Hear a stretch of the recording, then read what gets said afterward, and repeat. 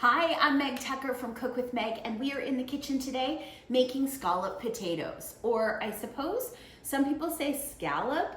I grew up on the East Coast and we called it scalloped potatoes. Either way, they're amazing. This is the recipe. If you are cooking with me, you will also have your recipe front and center. So the first thing we are needing to do is peel some potatoes. So let's get going on the peeling of said potatoes. I have, believe it or not, they're both a russet potato, but one of them is much bigger and much darker, and the skin is definitely a bit thicker. So in the next couple of minutes, that's what we'll be doing. We'll be peeling 2 to 4 potatoes depending on size. And then we're gonna give them a rinse, and then we'll start to slice them up. Meet you back here when the potatoes are peeled. Okay, my potatoes are peeled, and so what we want to do is essentially just cut, I would say 1/8 of an inch slices. 8-inch slices, we wouldn't have very many, would we? So about 1/8 of an inch with a nice sharp knife, so please be very, very careful. If I were to hold that up, I can't quite see through it, but it's definitely nice and thin. You can certainly be the judge, and I want you to just take your time. We're gonna tuck in those fingers on the opposite hand, and we're slicing. Now, if we're not making these right away, you can definitely have them in a bowl with cold water. And that cold water is going to help prevent the potatoes from browning. But we're building this guy right away, so I can go ahead and just have my potatoes in as is. Be really careful.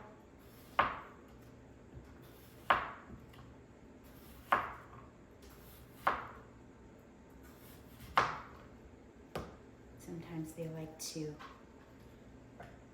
go rogue. Now, really important, hands need to be dry in the kitchen, especially when we're slicing vegetables.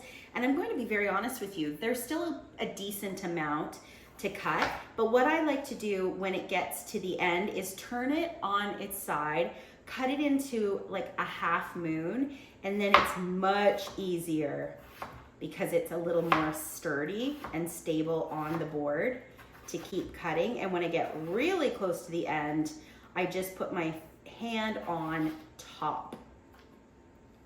And then that way, half moons, totally fine, but I'm safer, I'm not getting my fingers in the way of that knife blade, and I'm still getting a nice thin potato slice.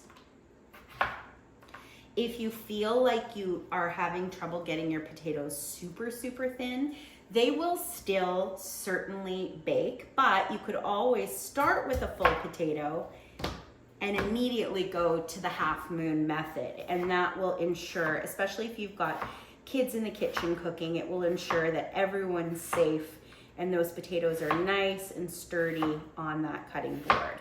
You'll notice that I also, every few slices, will pick up the little packet that I've accumulated on the board so that it's not crowding my cutting board, and I'm gonna move everything else off to the side. And when you push down off a knife blade, push down. Don't ever push upwards. Again, if you've got little slices still work. We'll still tuck them in. We'll still find a home for them in our potato scallop baking dish. No problemo. So how does a potato scallop come together? It's really simple. There are many different ways that you can make one, and I want to talk about those as I'm slicing. So method number 1, which is what we're doing today, is we're using heavy whipping cream. We've got our oven preheating to 350 degrees, and we're using heavy whipping cream that we're going to scent or season with dried thyme and garlic, and then the usual salt and pepper plus some Parmesan cheese. But if you don't have whipping cream and you would prefer to use milk, you absolutely can use milk. But what you will do is you will need to use a little bit of flour, and you'll see on the recipe, we've included those directions as well. So not everyone would have whipping cream on hand, and there are my potatoes. So it's not a huge amount, but definitely enough to make a beautiful side dish.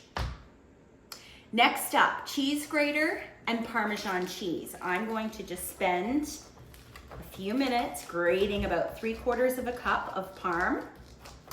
If you don't have Parmesan cheese, you can definitely use any kind of a shredded cheese. I just really like Parm because it's sharp, has a really nice flavor, and a little bit goes a long way.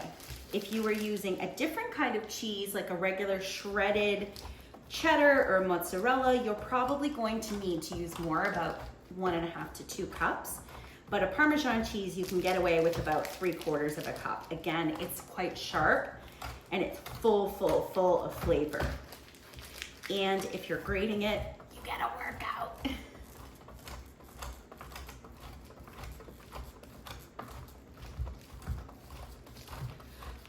Oh, that's probably good. All right, package this guy back up. I'm gonna put this back in the fridge, and then we are going to start to build our beautiful scalloped potatoes. We're back. All right, this is an easy dish to pull together. What I've got is a 9x9 metal pan that I have generously sprayed with non-stick spray. You could also grease it with butter if you wanted to. And that is actually one more thing that I'm going to get, is a little bit of butter to dot on the top. I'll wait and get that at the end. All right, so how do we begin? This is where the kids can definitely have some fun helping. We are going to start by making one layer of potato. I made a mistake. We're gonna pour a little bit of cream. We need 2 cups total, and this is 2 cups. So we're gonna pour just a little down in the bottom. I mean, this is real. This is real, everybody. And we're gonna get that cream all down in the bottom of the dish. So again, I poured maybe like a couple tablespoons, and we're just gonna give it a little swish so that we've got a little bit on the bottom layer. Now we get to overlap our potatoes. We're just finding a little home for each of them. Now you notice that that first potato was really big. If you have quite small potatoes, you will need to use more. You'll probably want to use 3 to 4 potatoes. And these don't have to be perfect. I mean, it's fun to have it perfectly overlapped. But again, the size of the potatoes definitely vary. So I just want you to do a decent job of covering at least the bottom part of the dish. And then we're gonna start to talk about seasonings and how do we layer. So there's layer number 1. Can you see that? I don't wanna tip it too much. That's layer number 1. All right, what's next? We're gonna grab a little salt and we're gonna grab a little pepper. And I like to do a little bit of layering in between each layer of potato. So a little bit of salt, a little bit of pepper. I do not go overboard, only because that Parmesan cheese is quite salty. Now, 2 other ingredients that I have are dried garlic and dried thyme. So what I am going to do is just put a little pinch on each layer, just garlic powder, not very much, and a little bit of thyme.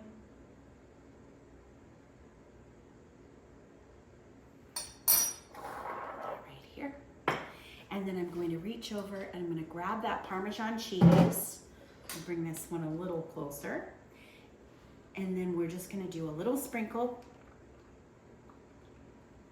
Now you can actually do this one of 2 ways. You can take your potatoes and have them ready to go, and on the stove in a pot, you can heat up your cream with your garlic and your thyme. You can certainly use fresh garlic if you wish. You can absolutely do it that way, but I kind of feel like it all gets to the same place if you just layer it, and then we're gonna foil it and bake it. So again, we are using up to 2 cups of cream. If you don't have exactly 2 cups, you can certainly use some milk, but in the directions we talk about adding a little bit of flour, just shaking a tiny bit of flour down, just that the flour will act as a way to sort of bind everything together, and it will help thicken things up. If you don't feel like you need to use the whole 2 cups of cream, don't. And we're gonna get a look at this and you'll have a better judge once you see what my baking dish is starting to look like. There's another, I think I'll probably have enough room for 3 layers. So there's layer 2. I'm gonna do the same thing. Dry my hands, put a little bit of time, just a little. You can certainly use your fingers if it's easier to sort of do little pinches that way. A little bit of garlic, little goes a long way. This is garlic powder, it's not garlic salt.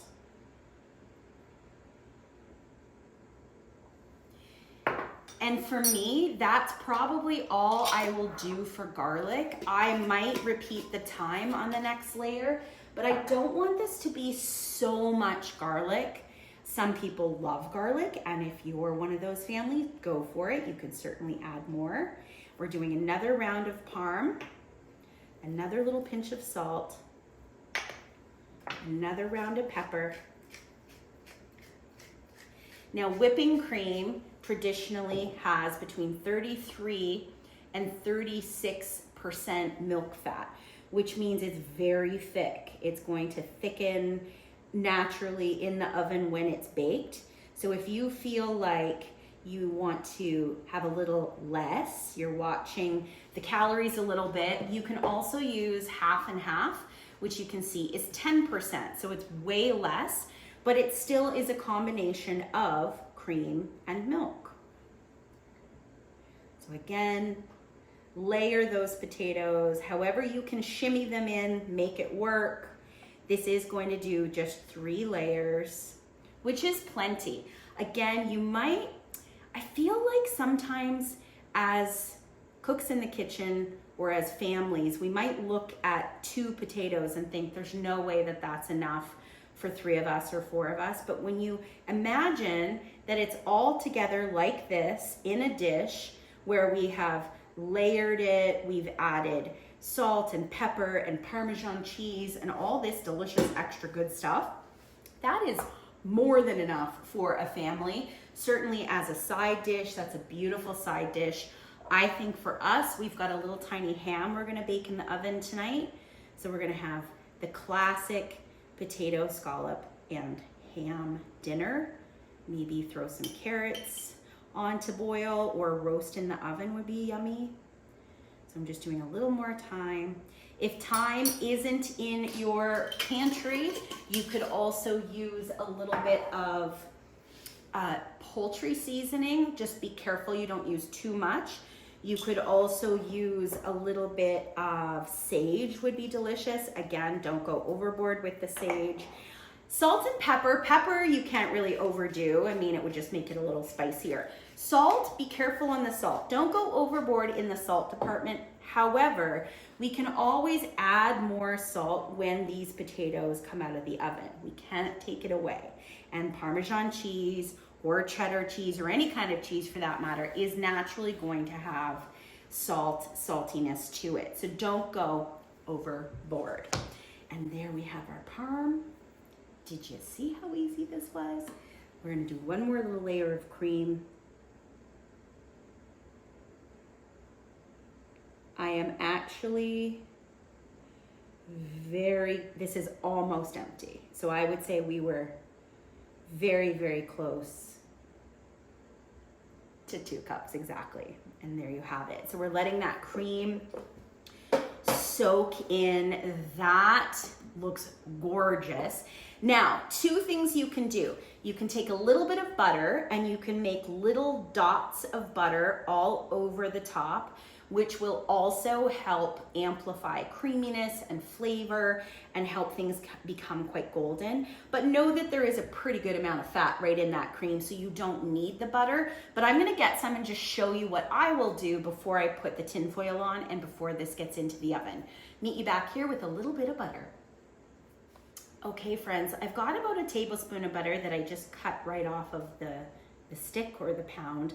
And if you can see, I'm just taking little tiny dots, not even a tablespoon, probably just a tablespoon or under. And I'm just making like little teeny tiny butter nuggets, delicious. And I'm just sort of tucking those, dotting, that's what we call dots of butter, just on the top layer. You could do this in between layers, which would be uber decadent.